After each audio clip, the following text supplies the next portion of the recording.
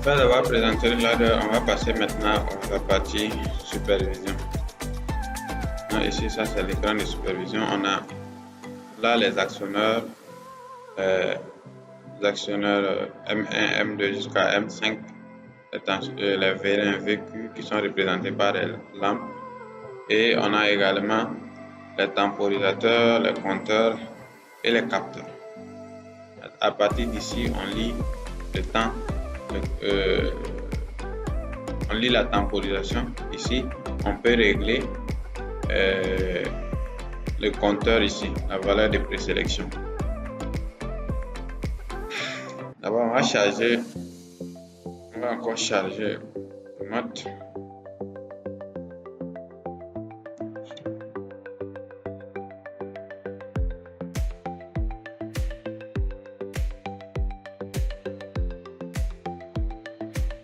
C'est bon. Maintenant, on passe.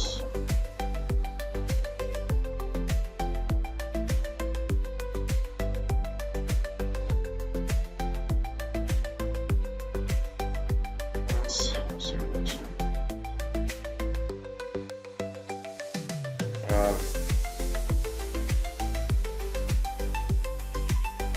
On donne la valeur 0,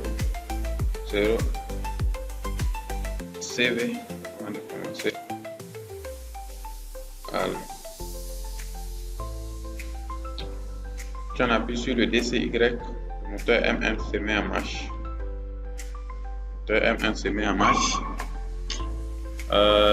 Si on appuie sur CP, on passe à M1, M2, M3.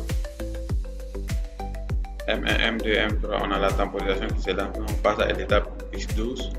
Après cette temporisation, on va passer à l'étape X13 où la temporisation T4 va se lancer.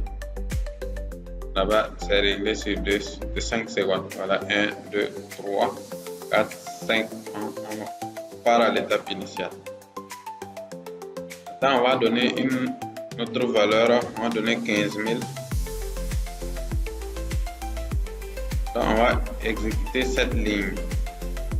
Cette ligne 15 000 est compris entre 13 824 et 20 736. Donc, cette ligne va s'exécuter. Ce qu'on va faire ici, à partir de l'écran de supervision, il va falloir qu'on règle, on donne une valeur de présélection au compteur. On va donner la valeur 2. Voilà. Donc, si on appuie sur DCY, on a le moteur M1 qui se met en marche. Si on appuie sur CP,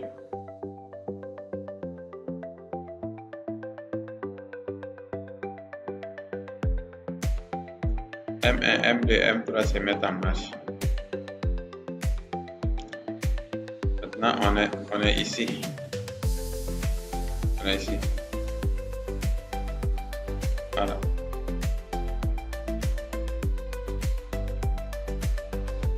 Donc, après cela, on revient à l'étape initiale.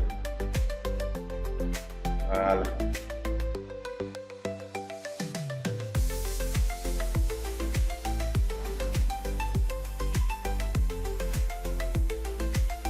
Pour exécuter cette ligne maintenant, on donne une valeur supérieure à 20 736. 20 736.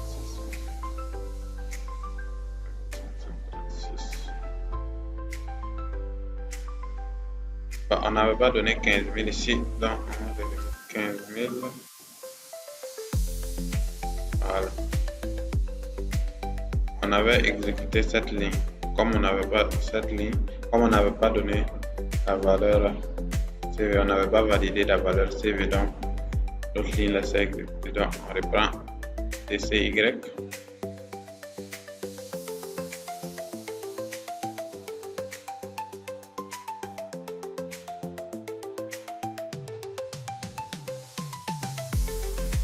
M1.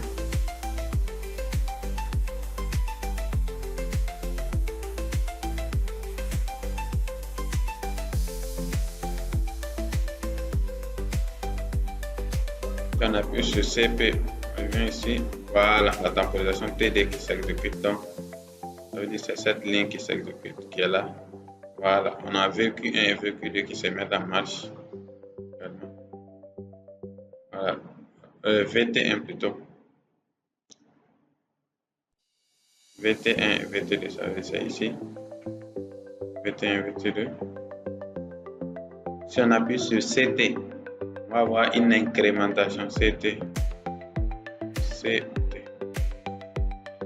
Voilà, le compteur s'est incrémenté de 1. On arrive à lire ça ici à partir de l'écran. Donc voilà, T2 s'exécute. Après encore, si on appuie sur CT encore, le compteur va passer à 2 et là on va passer directement à l'étape 11 où P2 va s'exécuter.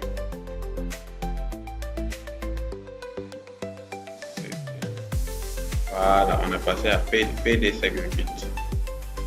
Et P2 maintenant, si on appuie sur CR2, on va passer à l'étape X14 où M4 va s'exécuter. CR2. Voilà, M4 s'exécute. Et là, si on appuie sur notre CE1, M5 va s'exécuter.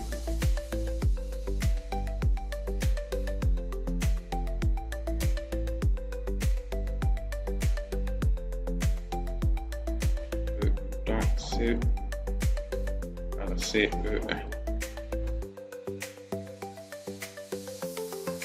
Voilà, le moteur M5 s'exécute. Si on appuie sur CE2, on va revenir à l'étape initiale.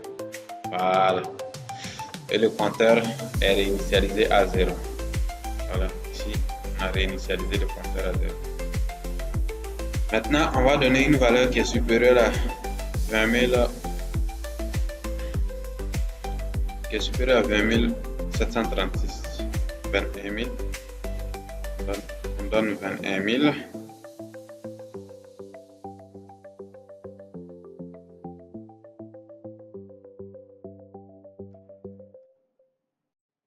Voilà. Si on appuie sur DCY, on va régler le compteur C1 sur 2. Voilà. Si on appuie sur CP, on va passer à M1, M2, M3. Donc on a T1 qui se lance. Donc on est à l'étape X4. Après 4 secondes, VQ1, VQ2 se mettent en marche. Si on appuie sur CQ, voilà. On revient à l'étape X4. On a la temporisation. Ça veut dire que ça s'est incrémenté de 2. Et là maintenant, si on appuie sur CQ, le compteur va aller à 2 et on va passer à l'étape X7 où P1 sera en marche. CQ. Voilà, P1. P1 en marche. Si on appuie sur CR1, on va passer à M4. CR1. On a passé à M4. De là-bas, si on appuie sur CE1, on va passer à M5. Voilà. De là, maintenant, si on appuie sur CE2, on passe à l'étape initiale. Donc, ça s'arrête. Voilà. Voilà à quoi ressemble notre interface de supervision. Ici, je ferme.